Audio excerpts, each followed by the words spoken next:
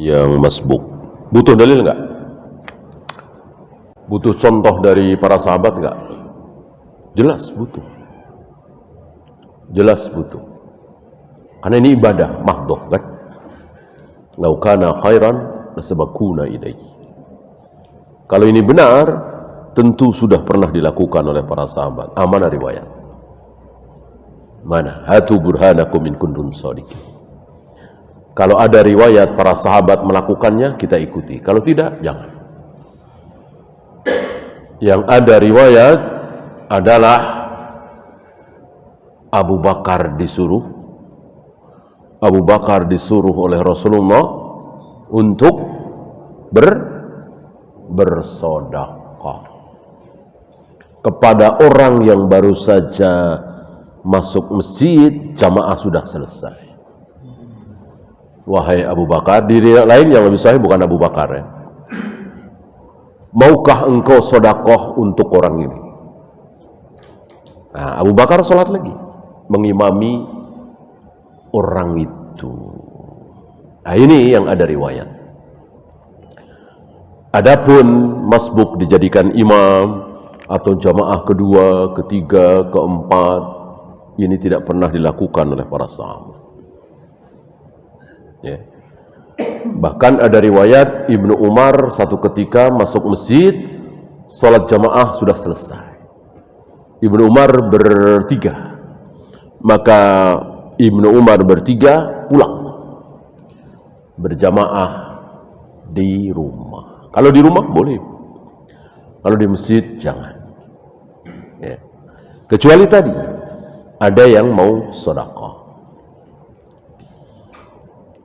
Ketika bangun tidur terlihat sedikit cairan tapi ragu apakah itu air mani atau tidak.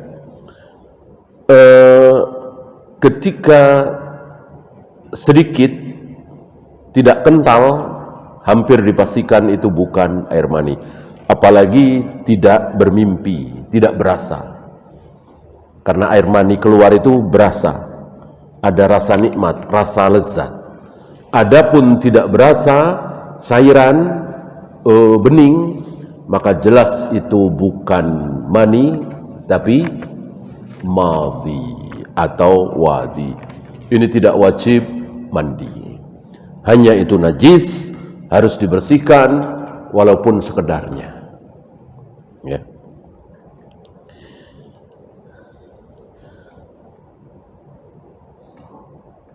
Bagaimana dengan azan Jumat 2 kali? Apakah dua-duanya dijawab? Iya. Iya. Ya. Urusan pokoknya ada azan, kita jawab.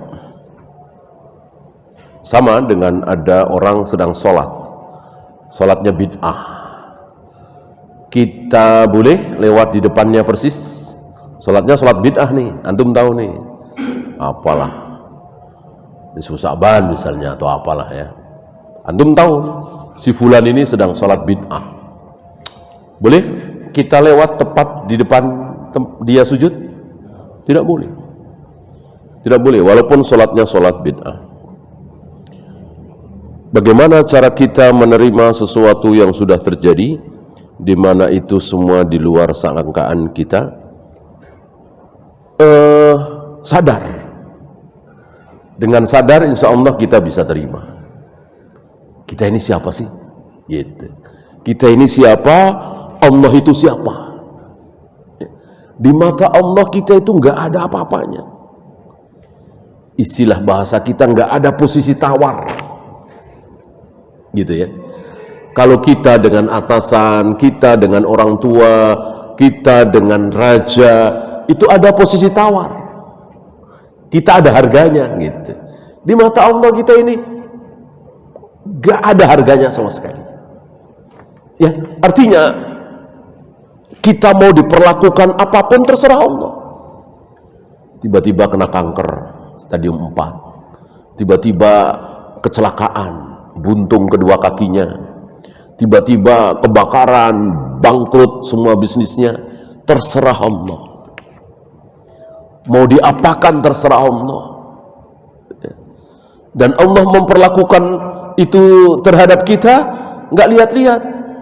selama ini bandel sih, selama ini bermaksiat sih, selama ini jarang sholat. Enggak, mau rajin sholat, mau enggak bandel, Allah perlakukan seperti terserah Allah. Jadi betul-betul kita enggak ada harganya ya. Jangan merasa kita ini punya apa ya, iya, jangan merasa kita itu enggak punya apa-apa di hadapan Allah. Kita mau diperlakukan apapun terserah Allah. Nah, di sini maka kita terus merengek, memohon, merengek, memohon. Jangan merasa aman, baik di dunia atau akhirat. Akhirat juga seperti itu. Kalau Allah mau kita masuk neraka, neraka. Kalau Allah mau kita masuk surga, surga. Ada aja jalannya. Walaupun selama ini kafir, pembunuh, jahat, tapi Allah mau dia masuk surga. Ketemu orang Islam, temennya ya, nggak sengaja ketemu di Facebook misalnya, kenalan, ngobrol-ngobrol, akhirnya tertarik masuk Islam. Akhirnya jadi seorang muslim yang baik, akhirnya masuk surga. Allah menghendaki dia masuk surga.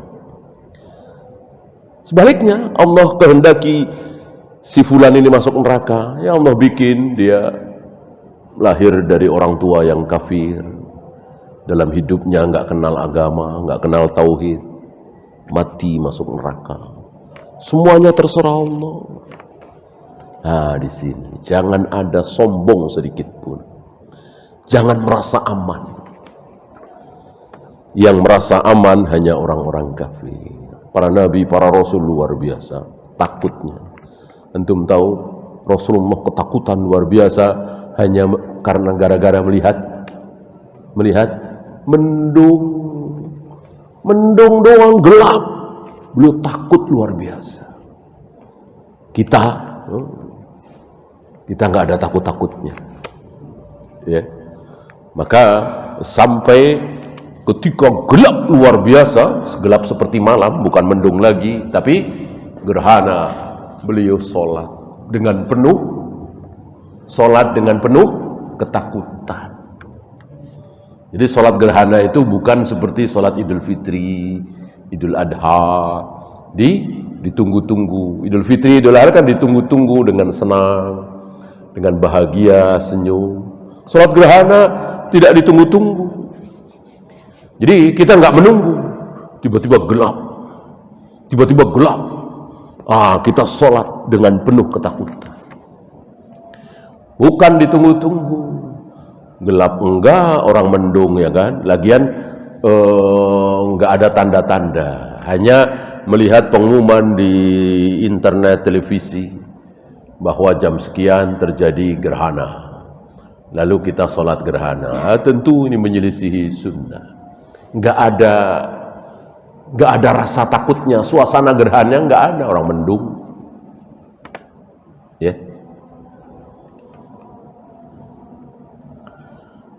Jika pina sudah diangkat dan tinta sudah kering, apakah kita menjalankan hidup tetap harus membuat rencana atau mengalir begitu saja mengikuti takdir? Bikin rencana, kemudian kita laksanakan. Wa idza azamta fatawakkal 'ala Allah. Setelah itu pasrah, serahkan kepada takdir. Tapi sudah kita rencanakan, sudah kita lakukan sebaik mungkin. Tidak boleh asal-asalan, udah asal-asalan aja dah. Orang semuanya sudah ditulis, nggak mungkin berubah. Udah asal-asalan aja dah. Jualan di mana? Nggak usah cari pasar yang ramai. Ya, lu jualan aja di kuburan. Ya. Kalau memang laris, takdir laris. Nggak bakalan berubah. Ya, jualan di tengah hutan, gitu kan?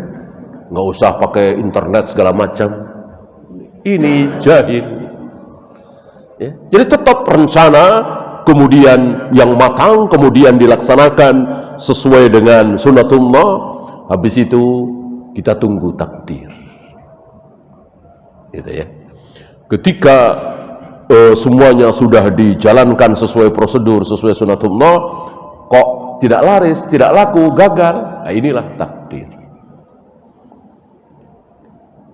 Apakah kita bisa tahu kalau tauhid kita sudah bagus sesuai Rasul dan para sahabat? Iya, dengan ilmu. dengan ilmu.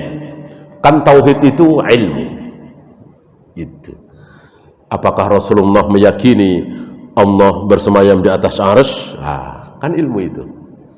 Apakah Rasul dan para sahabat meyakini bahwa Allah menghadapkan wajahnya ke wajah orang yang sedang sholat? Apakah setiap sepertiga malam Allah turun ke langit dunia? Rasul dan para sahabat meyakini bahwa kelak Allah akan menggulung langit dengan tangan kanannya. Rasul dan para sahabat meyakini. Itu semua kan dengan ilmu. Kita ikuti Rasul dan para sahabat. Tanpa ilmu kita tidak tahu. Ilmu qala Allah wa qala Rasul ala fahmi sahabat. Qala Allah wa qala Rasul ala fahmi sahabat. Wallahu a'lam. Habis? Silakan. Assalamualaikum. Tadi Ustaz mengatakan dan asyokta dari nama. Kalau kamu atau saya maka aku sama.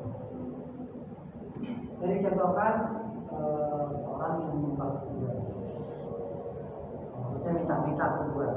Ya. Itu kategori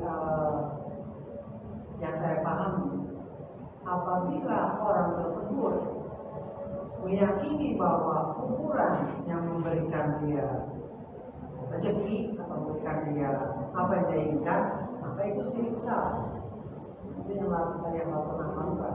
Tapi kalau dia yang meyakini bahwa tetap Allah cuma itu sebagai perantara, maka itu kategori syirik kecil.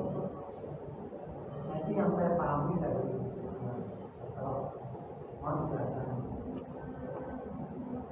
Iya, ini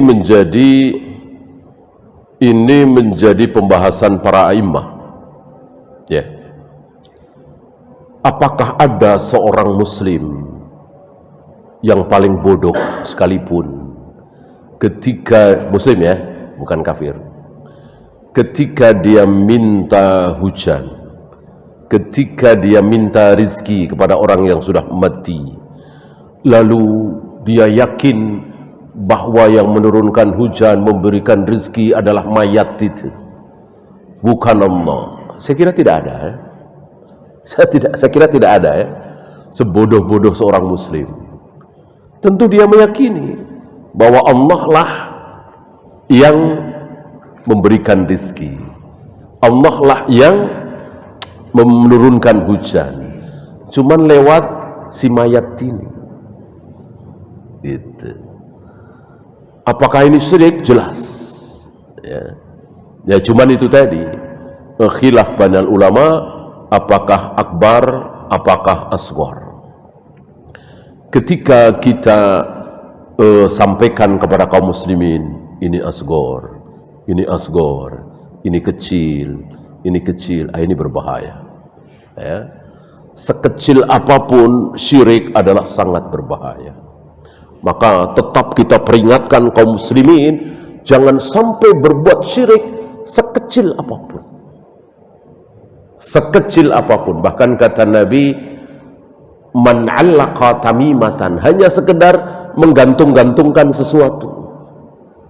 Menggantung-gantungkan sesuatu yang dengan perantara gantungan ini Allah menyelamatkan kita, Allah memberikan rizki kepada kita, itulah syirik ya.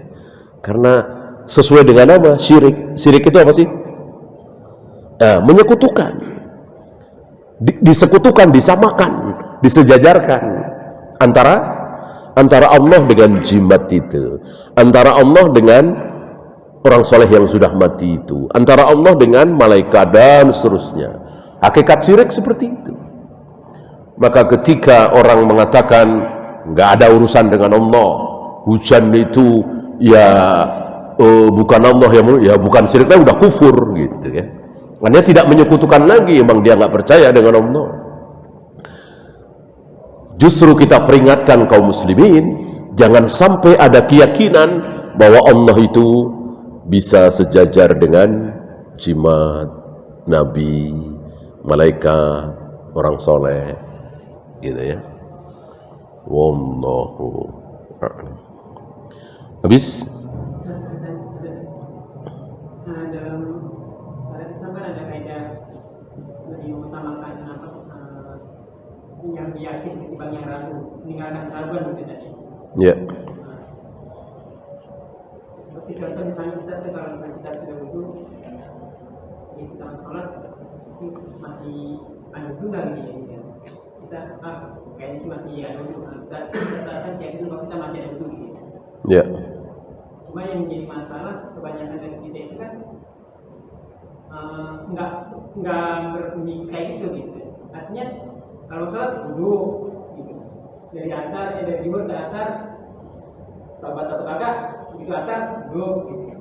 Nah, yang mau saya tanya itu sikap seperti itu tuh tetap ada kan? Iya. Keliru. Ya. Keliru. Yang benar kalau kita tidak ingat kentut apa tidak, kencing apa tidak, dan seterusnya, jangan wudu. Karena kaidah tadi, al-yakin la yazulu bisyak. Keyakinan itu tidak boleh dikalahkan oleh keraguan. Karena tadi zuhur kita wudu kan yakin betul, gitu ya. Atau mungkin jam 2 siang kita wudu, yakin betul. Habis itu kita kentut apa tidak, kencing apa tidak, ragu, lupa, ya. Maka yang benar tidak usah wudu. Berpegang bahwa keyakinan tidak boleh dikalahkan oleh keraguan. Wallahu.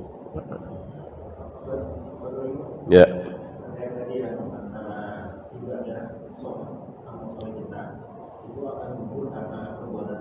Ya.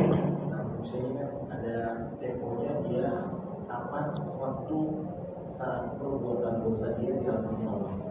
Karena sudah terjadi sama dia. Sementara amalan dia langsung gugur, zero, terus dia masih hidup. Nah, kapan dia bisa mendapatkan ampunan dari Allah?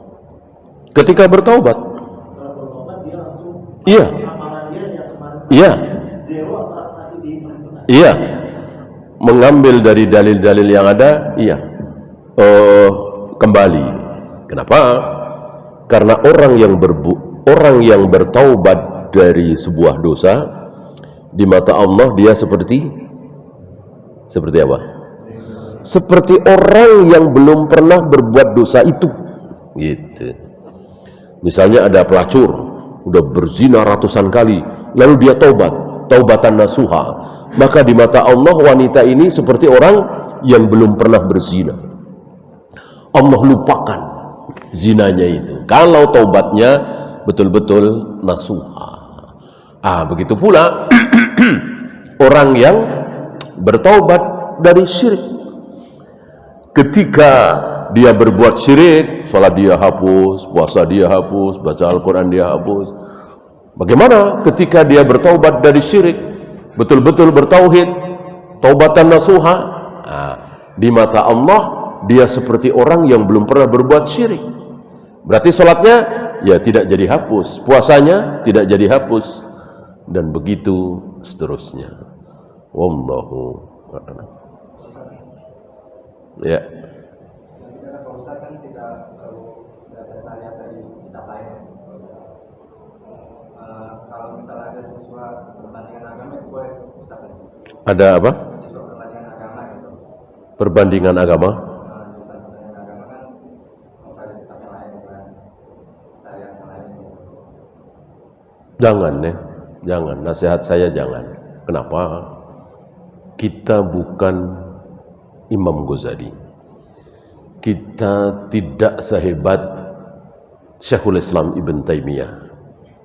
Kita nggak ada apa-apanya dibanding Ahmad Didat. Kalau beliau-beliau iya, beliau pelajari Taurat, Injil. Kenapa?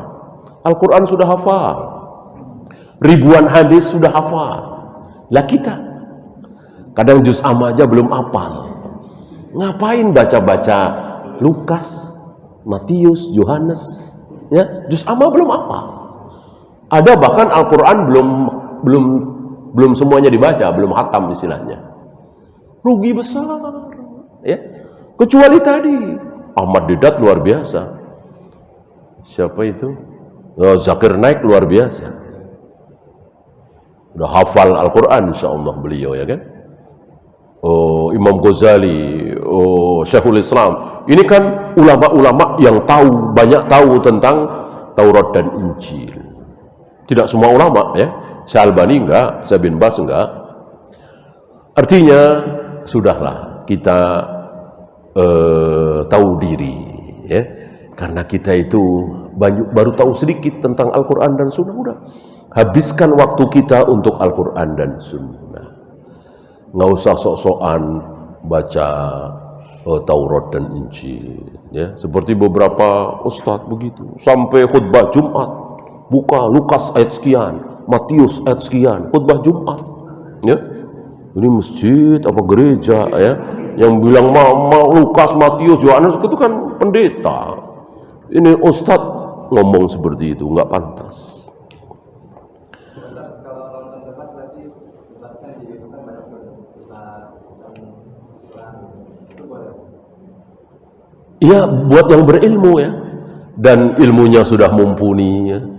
Kita nggak usah, ya. Artinya untuk mendebat para pendeta, para pastor itu orang Islam yang paling awam pun sanggup mengalahkan, ya. Karena kan rancu sekali, Tuhan kok ada 3, ya, disalib, habis disalib jadi Tuhan, itu kan aneh sekali, ya. Nggak usah diladenin keyakinan gila seperti itu, kan. Ngapain debat itu kalau ada sama-sama punya dalil, ya kan, debat. Ini nggak waras, ya. Mosok habis disalib, habis itu jadi Tuhan. Sebelum disalib kemana Tuhan? Dulu Tuhan cuma ada 2, setelah pensaliban ada 3. Aneh, seaneh-anehnya, ya. Mereka sendiri kan banyak keluar dari mereka, ya. Kayak gitu ngapain didebat? Udah keyakinan nggak waras seperti itu, ya. Udah kita yang waras saja, belajar Al-Quran dan Sunnah, Al-Quran dan Sunnah. Masih kurang banyak kita, ribuan kitab-kitab ulama yang belum kita baca, ya. Jangan menghabiskan waktu, ya. Itu saja kita akhiri. Subhanakallahumma bihamdika asyhadu an la ilaha illa anta astaghfiruka wa atubu ilaik. Assalamualaikum warahmatullahi